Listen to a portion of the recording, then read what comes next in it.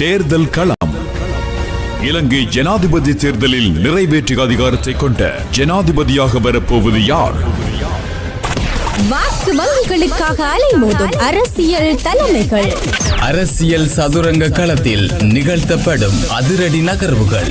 அனல் பறந்த பிரச்சாரங்களின் பிரதிபலன். சிங்களம், நாம் தமிழ், நாம் முஸ்லிம் என்று இனரீதியான குறுகிய அரசியல் நோக்கம் இனிமேல் வேண்டாம். මේ රටේ ජනතාවගේ අතිබහුතරයක් 65%කට වැඩිය මේ වන විට තීන්දුව කරලා ඉවරයි රට රකින්න හංසයා ඉදිරියේ කතරේ ගහන්න කියන එක ඉතාම පැහැදිලිව තමුන්නාසව දන්නා වූ කාරණයක්. கள நிலவரங்களை உடனுக்குடன் அறிந்து கொள்ள வெற்றி வானொலியோடு இணைந்திருங்கள். இலங்கை தேர்தல் திணைக்களத்திலிருந்து எமது அறிவிப்பாளர்களின் உடனுக்குடன் தேர்தல் நிலவரங்களுடன் ஊடகவியலாளர்களின் சந்திப்பும் உங்கள் வெற்றி வானொலியில். எங்கும் எதிலும் உங்கள் வெற்றி.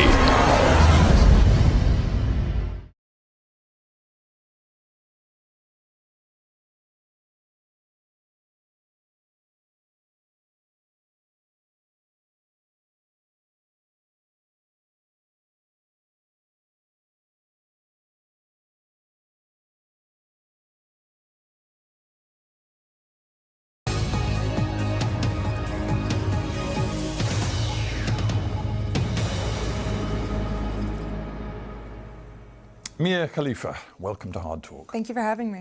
By many measures, you are a very famous... நீங்கள் மிகவும் பிரபலமான பெண். இன்ஸ்டாகிராமில் உங்களை மில்லியன் கணக்கான மக்கள் பின்தொடர்கிறார்கள். ஆபாச படங்களில் நீங்கள் நடித்தது இந்த புகழுக்கு அடிப்படையாக இருக்கிறது. இதனை கையாள உங்களுக்கு கடினமாக இருக்கிறதா? Is that hard for you to deal with? Absolutely. After I left, I deleted my... நான் ஆபாச படங்களில் நடிப்பதை நிறுத்திய பிறகு என் இன்ஸ்டாகிராம் பக்கம் ISIS ஆதரவாளர்களால் ஹேக் செய்யப்பட்டது. பிறகு நான் இன்ஸ்டாகிராமிலிருந்து வெளியே வந்துவிட்டேன். என் விதி என்ன என்பதை ஒப்புக்கொண்டு நான் அதை மாற்ற முயற்சிக்க வேண்டும் என்று எண்ணினேன். சரியாக 1 வருடம் கழித்து மீண்டும் நான் அதில் அக்கவுண்ட் தொடங்க வேண்டும் என்று முடிவு செய்தேன்.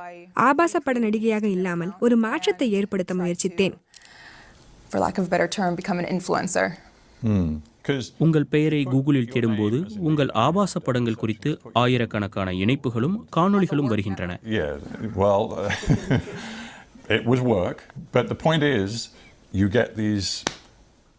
எப்படி முயற்சித்தாலும் உங்களால் அதிலிருந்து மீண்டு வர முடியாதே. இன்றைய இணைய தொழில்நுட்பத்தில் அது எப்படி சாத்தியமாகும்? நான் அதிலிருந்து வெளிவர முயற்சிக்கிறேன்.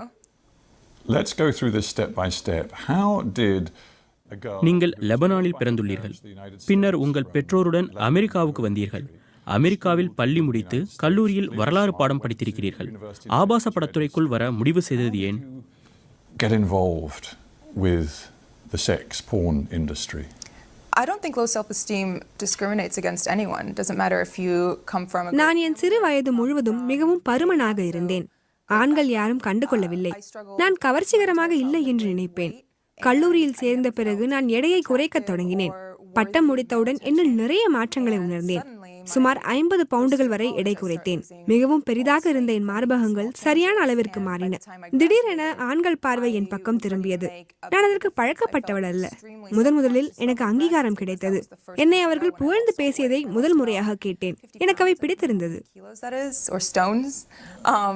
You were spotted, I think, on a street. I mean, there you were. நீங்கள் பட்டம் முடித்து வேலை தேடிக் கொண்டிருந்தீர்கள். நீங்கள் தெருவில் நின்று கொண்டிருந்த போது யாரோ ஒருவர் வந்து உங்களிடம் ஆபாசத்துறையில் சேர்ந்து பணிபுரியலாம் என்று கேட்டிருக்கிறார்.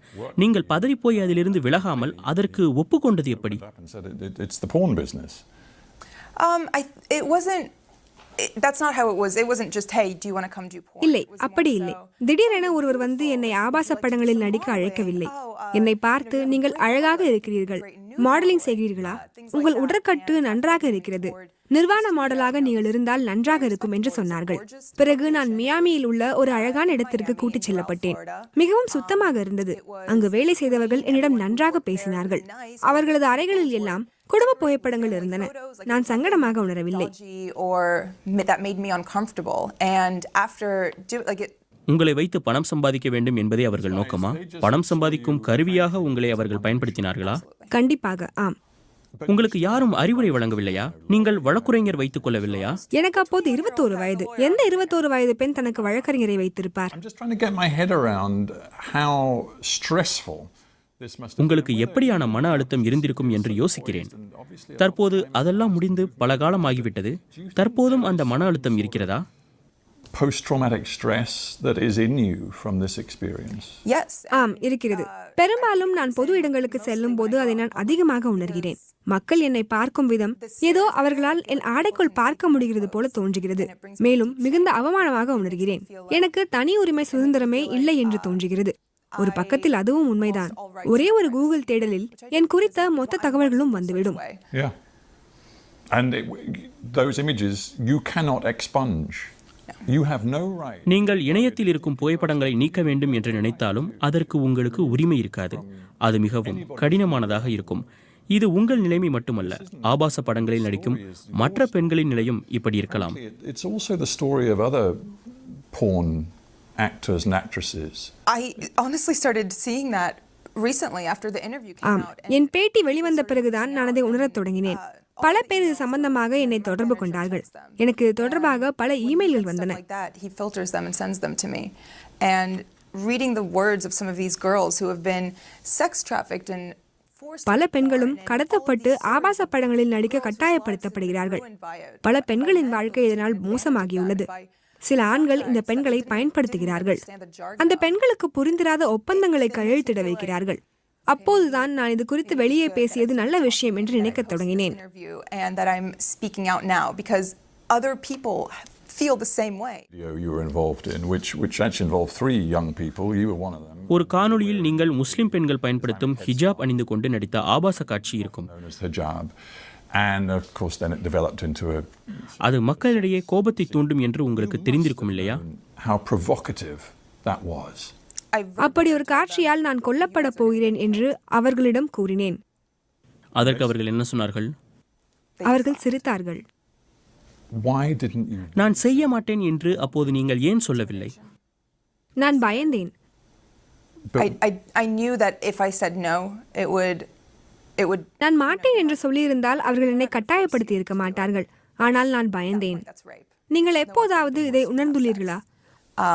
But I was still scared. I mean, ஒரு ஹோட்டலில் உணவு நன்றாக இல்லை என்றாலும் வெயிட்டர் வந்து கேட்கும்போது உண்மையை சொல்ல தயங்கி உணவு நன்றாக இருக்கிறது என்று கூறியிருப்பீர்கள். அதுபோலதான் செய்ய மாட்டேன் என்று சொல்ல எனக்கு பயமாக இருந்தது, தயக்கமாக இருந்தது.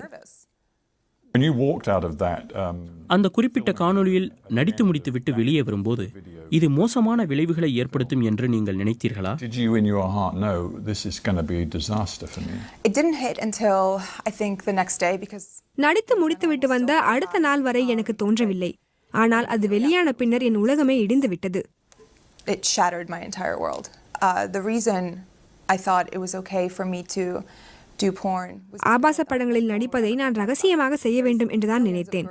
லட்சக்கணக்கான பெண்கள் இதை செய்கிறார்கள். ஆனால் யாருக்கும் யார் பெயரும் தெரியாது. பார்ப்பவர்களும் நினைவில் வைத்திருக்க மாட்டார்கள்.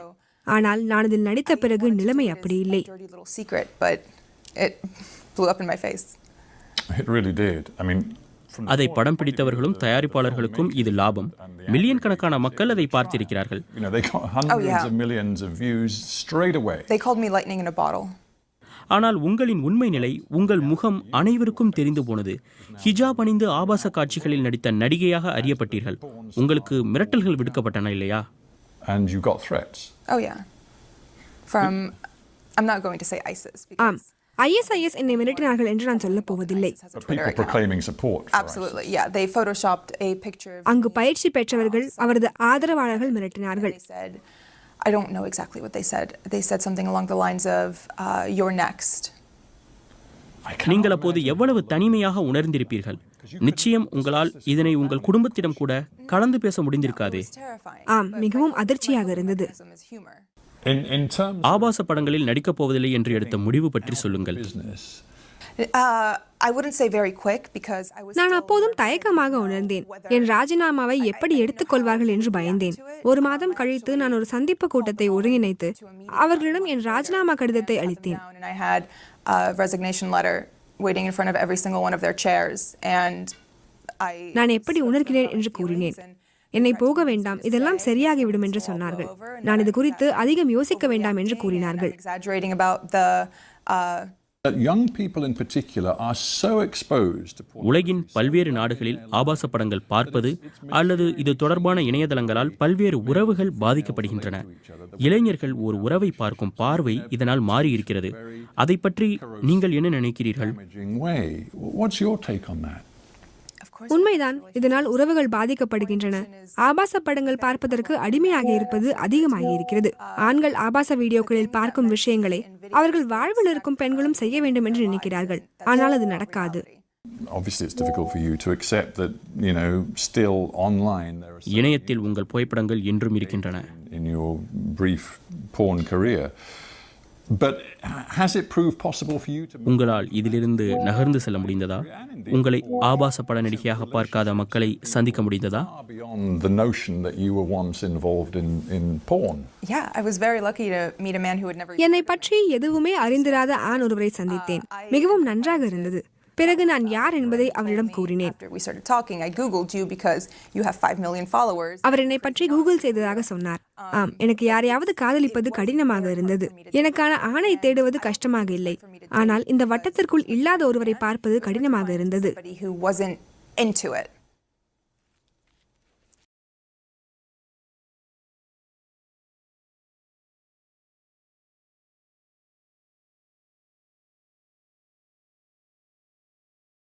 لليولو والفولو مجموعة أو سولو وين ما تروح تبقى جنبك فطيرة لوزين دربها دربك